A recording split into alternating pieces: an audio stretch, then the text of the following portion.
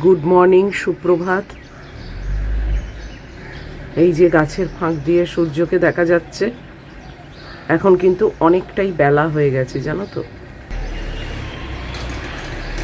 শান্ত আকাশ, শান্ত পরিবেশ, এমনি একটু অল্প ফুরফুরে হাওয়া দিচ্ছে, আকাশ পরিষ্কার।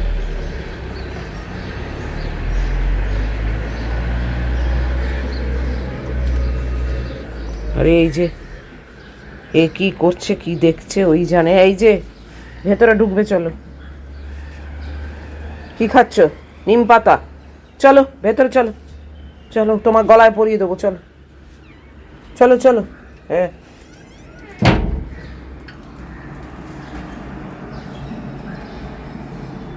কোন স্কুলের বাস আসছে বোধহয়, দেখি। হ্যাঁ,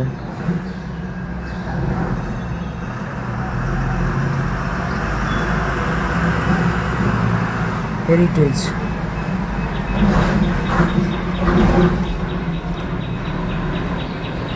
আজকে আমার বিছনার অবস্থা দেখো। ম্যাগি আজকে কিছুই করতে পারেনি, জানো তো। বাইরে গেছে আর আমি চাদরটা তুলে ফেলেছি, আর এইখানে সব রেখেছি নাই করে। পরে করব, এখন রান্নাঘরে যাই। একটা বাজে দেখো, অনেক বেজে গেছে। Hello everyone, good morning. কেমন আছো তোমরা সবাই? ভালো নিশ্চয়ই আছো।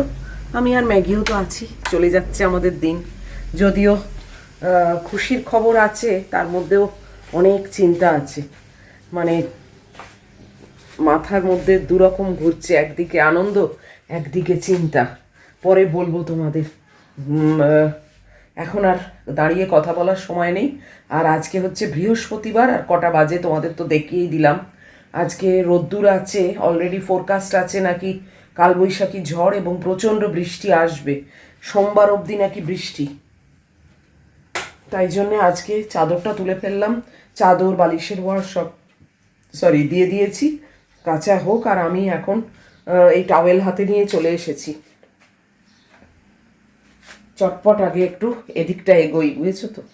চাটা বসাই, আমার বাপি এসে যাবে, ম্যাগির গলায় পরাতে হবে। চলো পরে আসছি। গতকালই শুধু দেরি হয়নি বলো, তোমাদেরকে আর মানে শুনতে হয়নি যে দেরি হয়ে গেছে।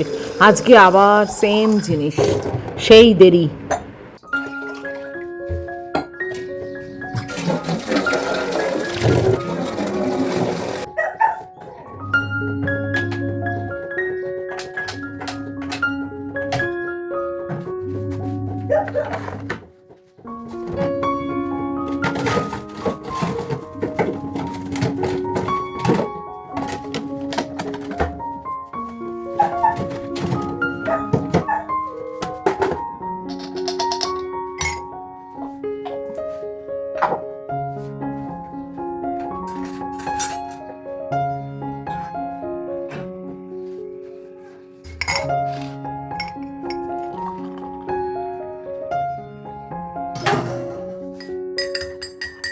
এই দেখো ম্যাগি বেরিয়ে গেল, দেখেছো? আমার এখনো চা খাওয়া হয়নি। কি যে শুকছে, ও বাবা, আবার সেই।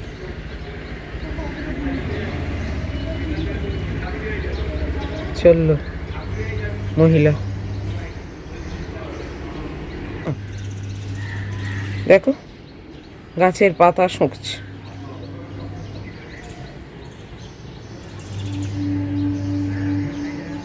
চললো, খুব মজা পায় বাইরে বেরিয়ে।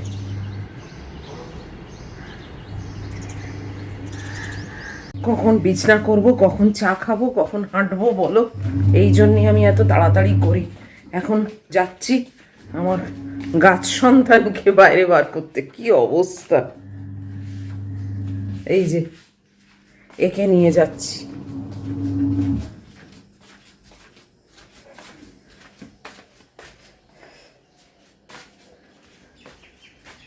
এত রকম দায়িত্ব।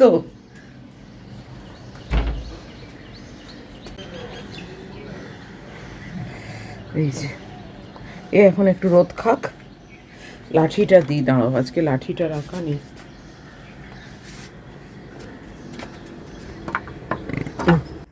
চা খাওয়া ফেলে আগে বিছনা করার প্ল্যান করলাম, জানো। বিছনা করে ঝাঁট দিয়ে তারপর চা খেতে বসবো, কেননা চাটা তো এমনিই গরম, আর আমি ওদিকে এখন পাখাটা চালিয়ে এসেছি যাতে চাটা একটু ঠান্ডা হয়। তাই জন্যে সেই ফাঁকে আমি ভাবলাম চট করে বিছনাটা করে নিই। এটা তো আমার এক্সট্রা কাজ আজকের জন্যে, তো 30 মিনিটের মধ্যে এটাকেও ঢুকিয়েছি। তাই জন্যে চটপট এই চাদরটা ইস্ত্রি করে এসছে, এই চাদরটাই পেতে দিচ্ছি। আর এখন চয়েস করবার মতো টাইম নেই যে অন্য কিছু পাতবো।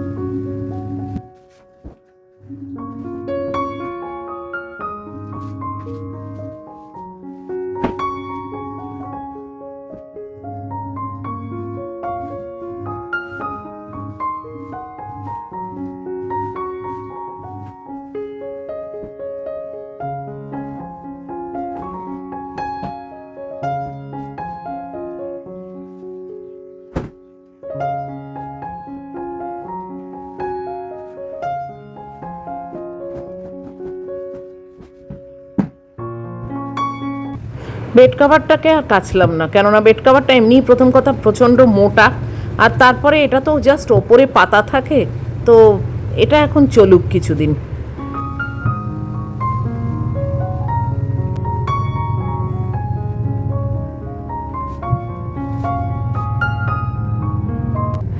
ঝাঁটটাও দিয়ে নিই, তাহলে এদিককার পাটটা না মিটলো।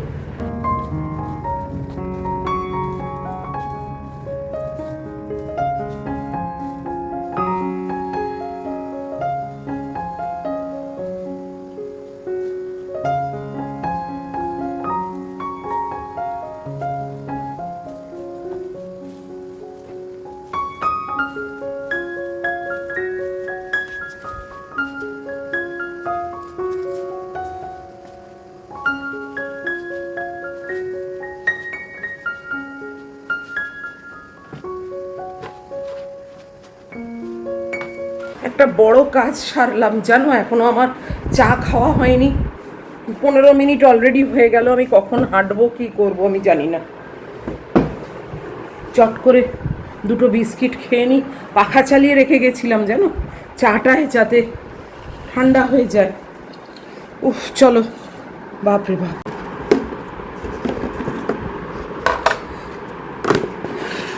দেখেছো ঘড়ির কাঁটা কত ঘুরছে, 7টা 5 এসছে, দেখো কি অবস্থা।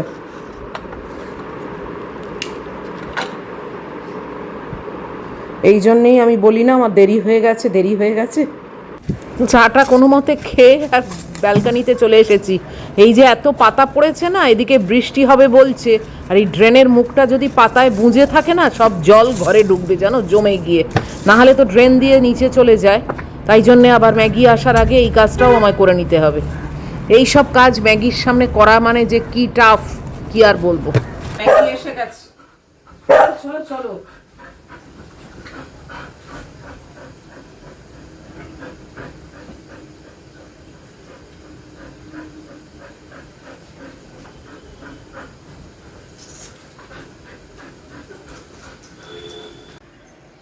চলো,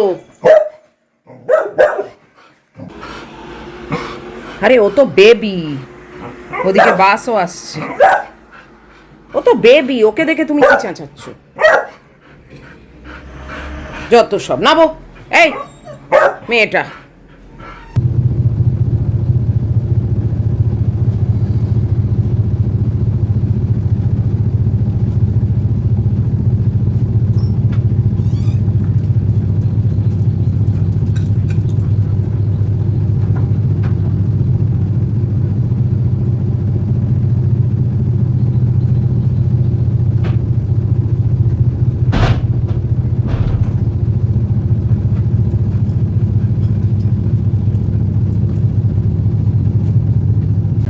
ঘেমে চান করে গেছি জানো।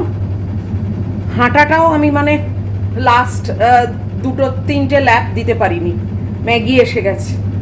বাপরে বাপ, এখন দাঁড়িয়ে আছি ওয়াশিং মেশিন আর 1 মিনিট, তাই জন্য কাপড় জামাগুলো শুকোতে দিয়ে তারপরেই বসবো। গাছটাকে তো ভেতরে করে দিলাম, এক্ষুনি হয়ে যাবে এটা। 1 মিনিট আছে, ওই জন্য ওয়েট কর।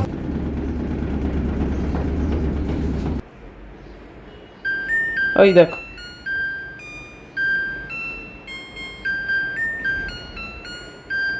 চলো।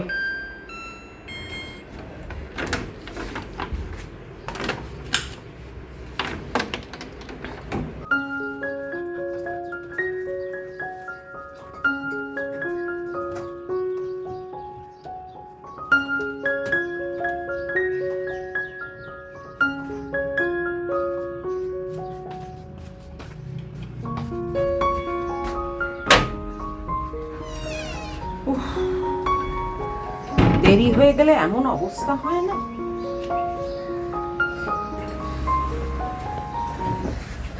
কালকে ফোরকাস্ট শুনলাম কালবৈশাখী ঝড় হবে, আর মানডে অবধি বৃষ্টি। কি জানি কতটা যে ঠিক, দূর বাবা।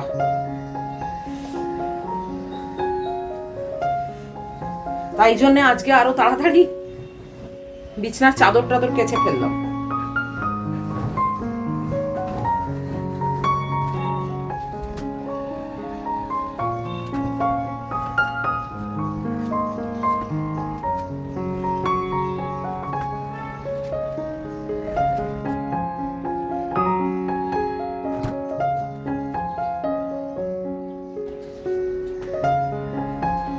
এক্ষুনি বাচ্চুদা আবার বেল টিপে,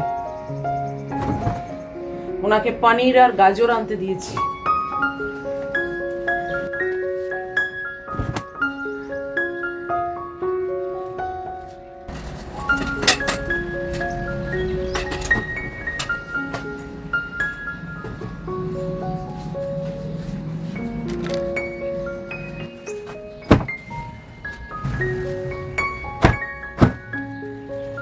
বাপরে বাপ, এক নিমেষে সকাল থেকে করেই যাচ্ছি।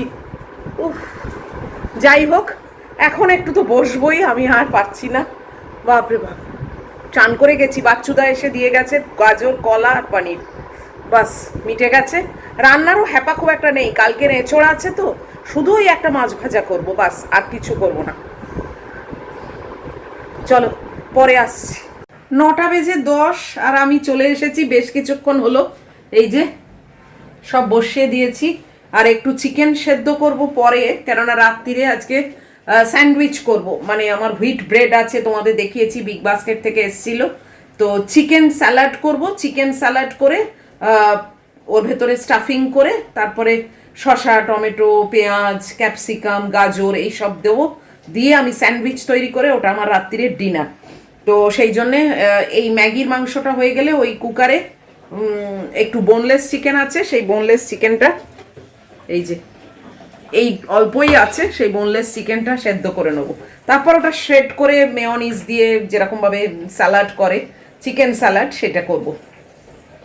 তো এই হলো ব্যাপার। আর এখন ডিম সেদ্ধ হচ্ছে, আর রান্নার মধ্যে আমার একটা মাছ শুধু সেদ্ধ বলছি, ভাজা করব।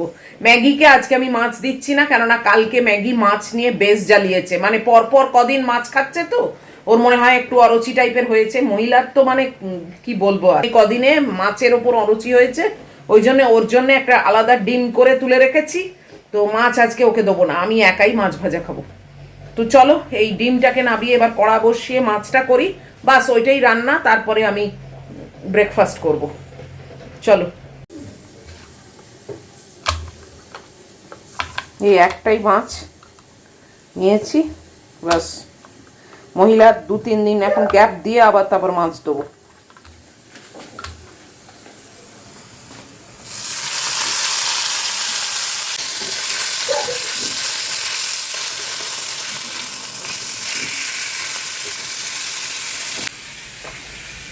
দেখি মহিলাকে কেন যে চেঁচায় না, ওই বাইরে আসলে আমাদের ওইদিকে একজন ভদ্রলোক না অসুস্থ, মানে অনেক বয়স, তো উনি এখন এই করিডোরে মানে হাঁটেন, ওনার আয়া রেখেছে, সেই আয়া আর কি ওনাকে গার্ড করে করে আস্তে আস্তে আস্তে আস্তে উনি হাঁটেন, সেটাই ব্যাপার। এবং সেইটা যখন উনি এই দরজা অবধি, মানে আমার দরজা অবধি আসেন, আবার চলে যান, ওই চেঁচায়, জানো কি দরকার।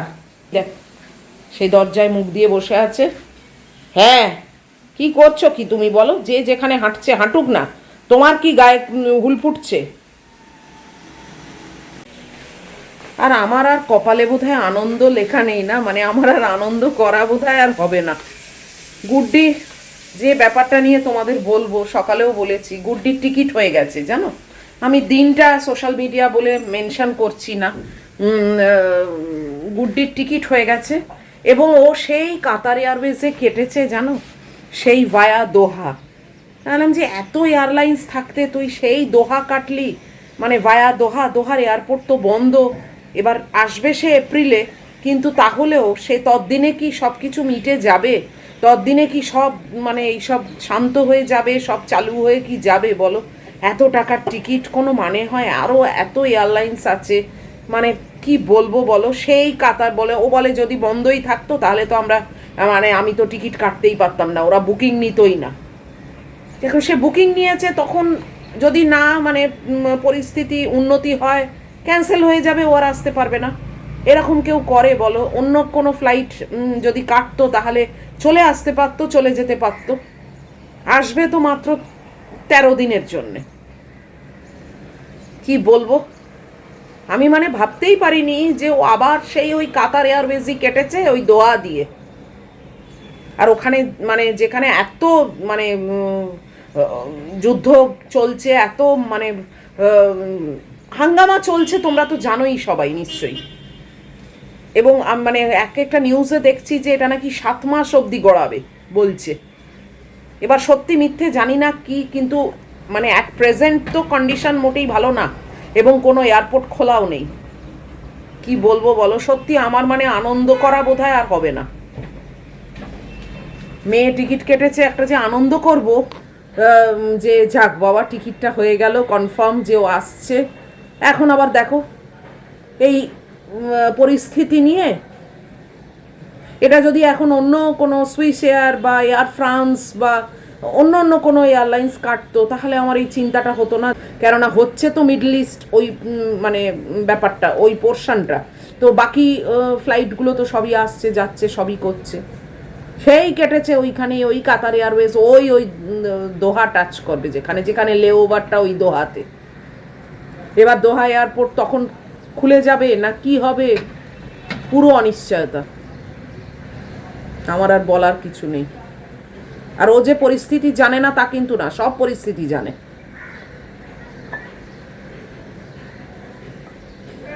কি বলবো,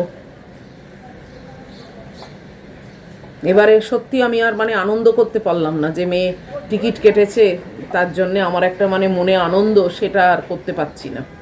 কেননা একটা মনের মধ্যে একটা আতঙ্ক রয়েছে এবং আনসার্টেনটি রয়েছে যে আদৌ মেয়েটা আসতে পারবে তো। আবার শুধু আসলেই তো হলো না বলো, চাকরি ব্যাপার আছে, তাকে তো নির্বিঘ্নে ফিরেও যেতে হবে,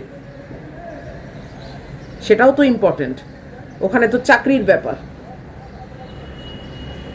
যাই হোক, আবার ফিরে যাচ্ছি মাছের জায়গায়, মাছটা ভাজা হচ্ছে। আমার আর এই চিন্তা করা ছাড়া কি আছে বলো।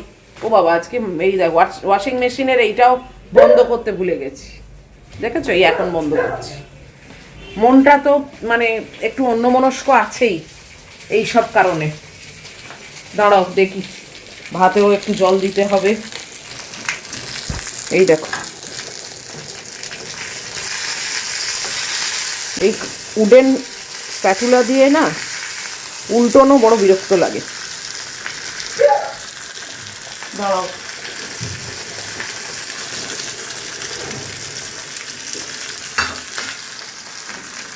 যেহেতু এটা সোশ্যাল মিডিয়া, তাই জন্য আমি দিনক্ষণগুলো মেনশন করছি না। বাট তোমাদেরকে নিয়েই তো আমি এয়ারপোর্টে যাই বলো, মানে যাওয়ার সময় বলো, আসার সময় বলো, সব সময়তেই তোমাদেরকে নিয়ে যাই, তোমাদেরকে এবারেও নিয়ে যাব। কিন্তু আমার মেন ব্যাপার হচ্ছে কনসার্ন যেটা, যে ও নির্বিঘ্নে যেন আমার কাছে আসে এবং নির্বিঘ্নে যেন আবার ওর জায়গায় ফিরে যেতে পারে। কেননা একটা অফিসে চাকরি করে, আমি তো মানে আনন্দ করতে পারি না যে যা না ফিরলে ভালোই হলো, আমার সঙ্গে রইলো। সেইটা অত স্বার্থপর মা আমি নই। তো চাকরি যখন করছে ওখানে একটা, তো সেটা তো একটা ওর কেরিয়ারের ব্যাপার। তার মানে কি ওকে ঠিক টাইমে ফিরতেও হবে। আবার আসবে পুজোয়, কিন্তু এখনও তো ওকে নির্বিঘ্নে ফিরতে হবে ওর জায়গায়, তাই না? কি বলবো আর, দেখা যাক। পরিস্থিতির ওপর নজর রেখেছি, পরিস্থিতি কেমন, মানে ডেলি বেসিসে কীরকম কি পরিবর্তন হয়, না কি উন্নতি হচ্ছে না অবনতি হচ্ছে, সেই দিকে নজর রেখেছি। আর তাছাড়া কি করব বলো। এঁচোড় চিংড়িটা একটু গরম করে নিচ্ছি।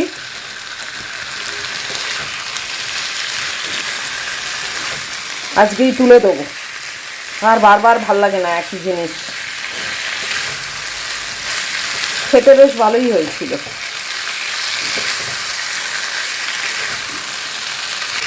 ভাতটা বন্ধ করে ঢাকা দিয়ে দিয়েছি, আর মাংসটা তো এখন হবে। হয়ে গেছে আমার সব, আমি ব্রেকফাস্ট নিয়ে চলেও এসেছি।